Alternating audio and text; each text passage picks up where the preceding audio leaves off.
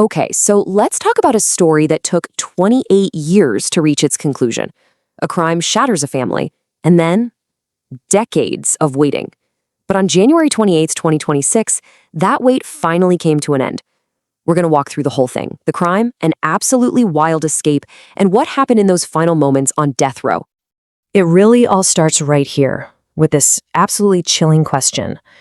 It was Chuck, wasn't it?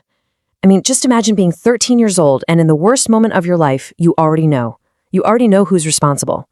This question, it just hangs in the air, and it contains the whole tragedy in just a few words. So let's set the scene. It's April 30th, 1998. For Wade Hayslip, who's just 13, it's a totally normal school day. Until it isn't. You know that feeling when you get pulled out of class, the vice principal and a youth pastor are waiting for you? Yeah, you know right away that something is terribly, terribly wrong. And that moment, that was the start of a 28-year marathon for justice. All right, so to really get what happened here, we need to look at the people involved, the relationships that were at the very center of this whole tragedy. We're going to start with the crime itself, and the two people whose lives were just brutally cut short. Okay, this chart really lays it all out, doesn't it? On one side, you've got Charles Chuck Thompson. He's the ex-boyfriend, and by all accounts, he was possessive, violent, just couldn't let go. Then you have Dennis Hayslip. She's a 39-year-old mom, owns her own nail salon, and she's moved on. She's in a new, healthy relationship with Darren Kane, who's described as kind and respectful. And for Thompson, well, he just couldn't handle that. And look at how quickly this all spiraled out of control. At 3 a.m., the police show up. There's a fight. They tell Thompson to leave. You'd think, okay, maybe it's over. But no. Just 3 hours later, at 6 a.m., he comes back. This time with a gun. He kicks the door in. Darren Kane is shot 4 times. Denise is shot as she's trying to run for her life. And here's the crucial part. She hangs on for a week in the hospital, long enough to tell everyone exactly who did this to her. Chuck. Right. But this story is so much more than just police reports and crime scene tape. Denise Hayslip wasn't just a name on a file. She was a mother. And her death, well, it didn't just end her life. It completely changed the path of her sons forever. I mean, let's talk about who she really was. She was a single mom who busted her tail, working 6 days a week at the nail salon she owned, all to provide for her son. She sacrificed to send him to a private school. She taught him about compassion and humility. And this one detail, it just gets me. She cried with pride when he told her he befriended a kid at school who was an outcast.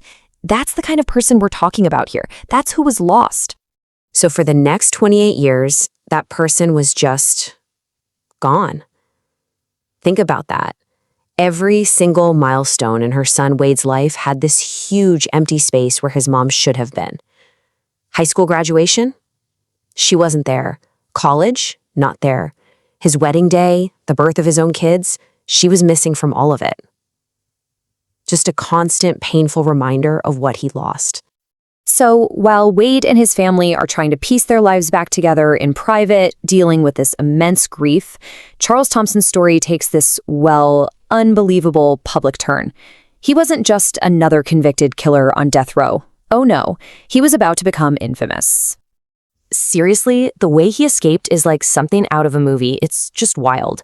First, he somehow gets a hold of regular street clothes. Then, he's left alone in a visitation room and he slips out of his handcuffs. He quickly changes out of his orange jumpsuit and into like khakis and a golf shirt.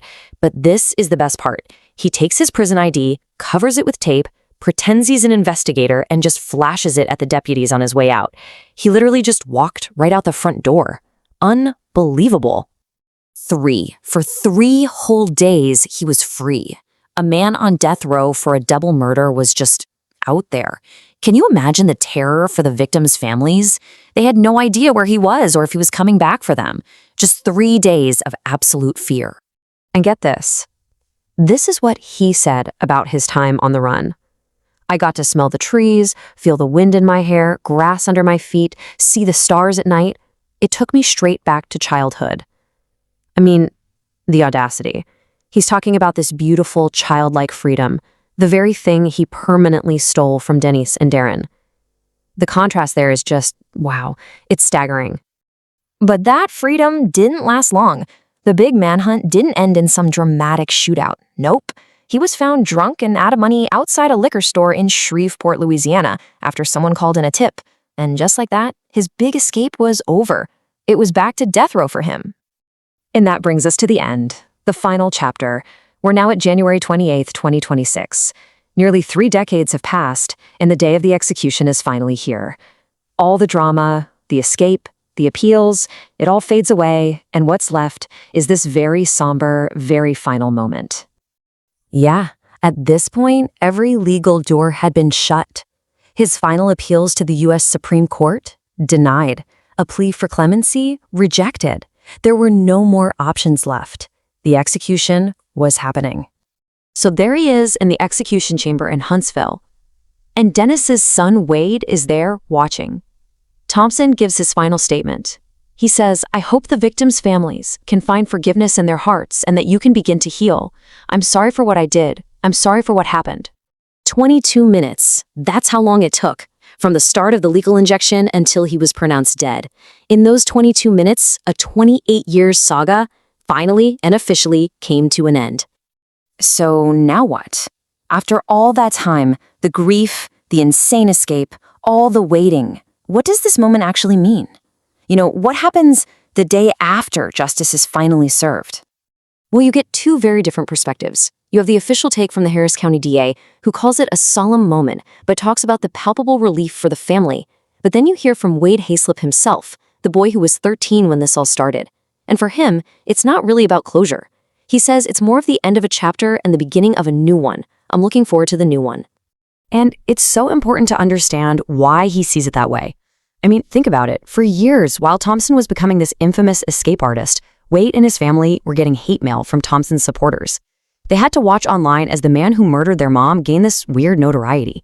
So for him, the execution wasn't just the end of Thompson's life, it was the end of all of that secondary pain too. Which really leaves us with this one big question to think about.